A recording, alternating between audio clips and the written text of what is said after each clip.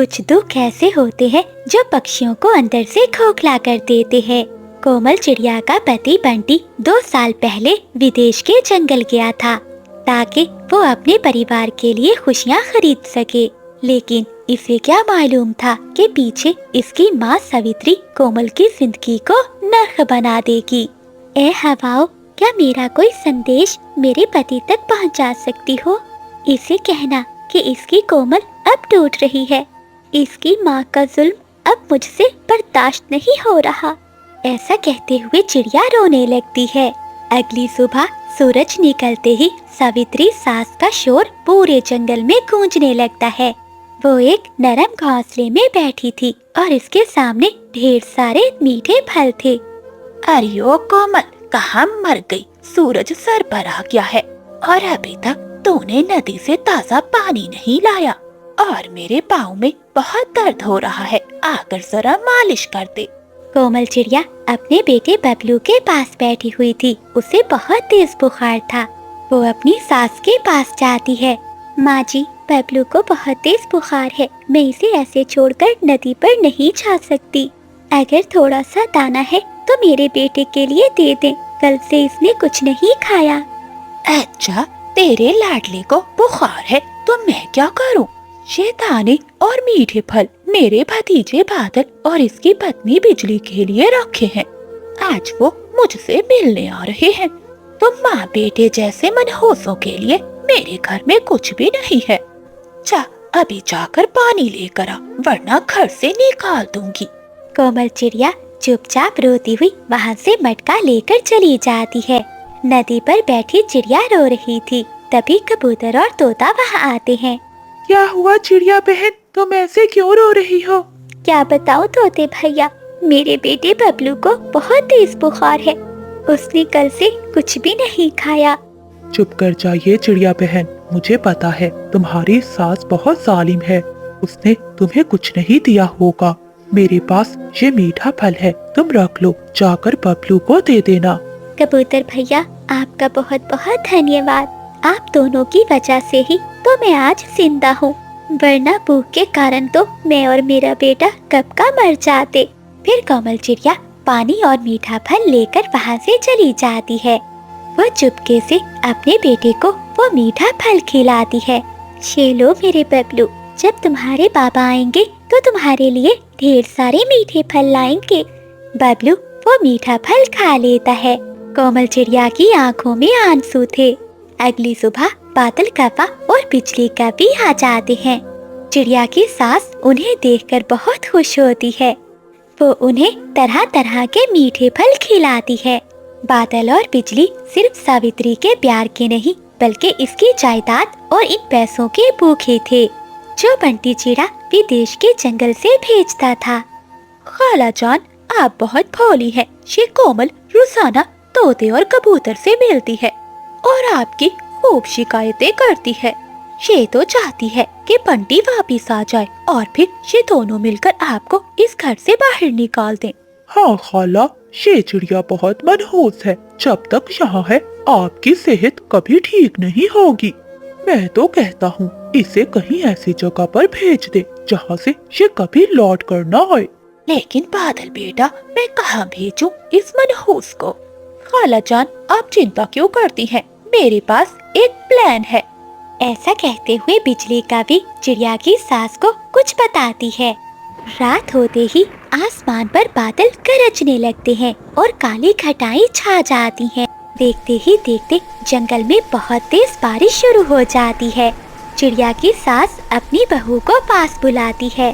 بادل اور بجلی بھی پیچھے بیٹھے مسکرا رہے تھے۔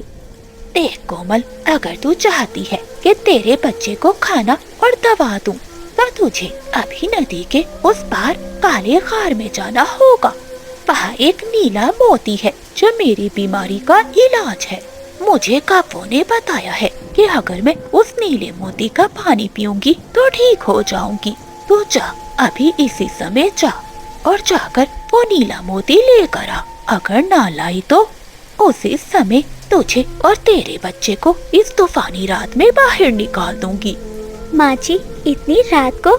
آپ کو تو پتا ہے جنگل میں بہت تیز ہوائیں ہیں اور بارش بھی، ऐसी हवाओं में उड़ना बहुत मुश्किल है और काली कार तो नदी के उस पार है, वहाँ जाना बहुत मुश्किल है।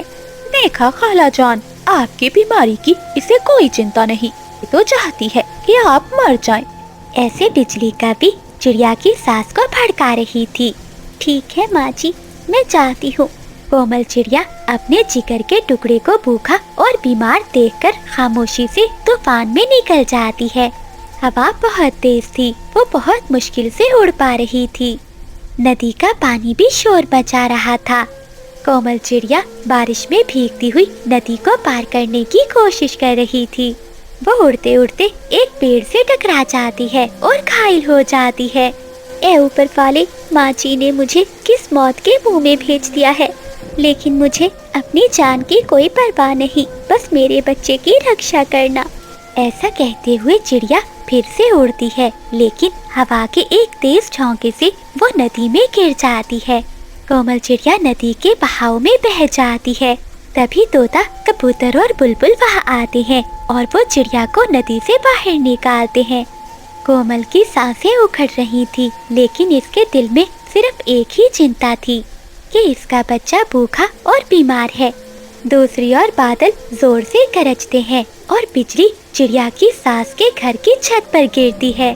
सावित्री का घर तो जलने लगता है। छत का एक हिस्सा टूटकर सावित्री पर आकर गिरता है। बादल, बिजली, मुझे यहाँ से बचाओ, जल्दी करो वरना मैं मर जाऊंगी, मेरे पंख जल रहे हैं।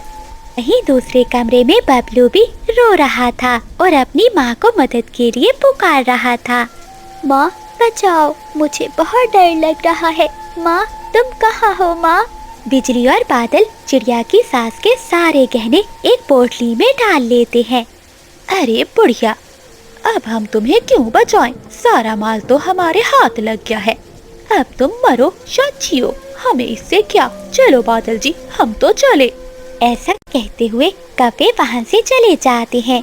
कोमल चिड़िया घायल हालत में पक्षियों के साथ अपने घर पहुँचती है तो वो कांप जाती है। वो घर में जाने की कोशिश करती है। कोमल बहन, अंदर मत जाओ, सब खत्म हो चुका है। नहीं तोते भैया, मेरा बच्चा अंदर है, मेरा बबलू तड़प रहा है। अगर मेरा बच्चा नहीं रहेगा तो मैं भी नहीं रहूंगी। ऐसा कहते हुए चिड़िया घर के अंदर चली जाती है। घर में तो हर तरफ आग लगी हुई थी। अरे बहू, तू आ गई, बचा ले मुझे।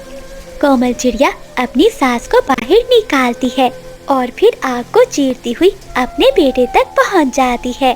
बबलू, मेरी जान, देखो तुम्हारी माँ आ गई है, तुम्हें कुछ नहीं होने देगी।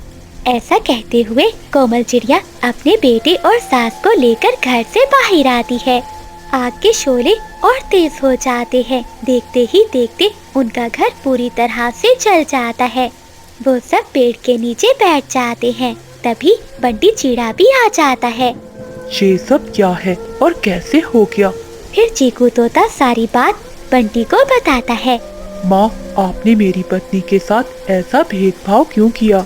देखिए, मेरी पत्नी ने आपको जिंदगी दी और आप इसे मौत के हवाले कर रही थी। चिड़िया की सास रोती हुई कहती है, बेटा बंटी, मुझे माफ कर दे।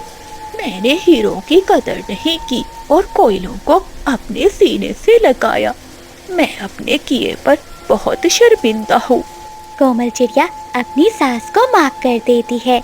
दूसरी ओर बिजली और बादल वो पोटली लेकर भाग रहे थे कि रास्ते में एक शिकारी बाज उन पर हमला करता है। वो सारा खजाना लूट लेता है और उन कौवों को मार देता है। ऐसे बादल और बिजली को अपने किए की सजा मिल जाती है। प्यारे दोस्तों, जुल्म की रात कितनी ही लंबी क्यों ना हो, सच्चाई का सूरज जरूर निकलता है। तो प्यारे दोस्तों, इस कहानी को लाइक, चैनल को सब्सक्राइब और अपने दोस्तों के साथ शेयर करना मत भूलिएगा। आपका धन्यवाद।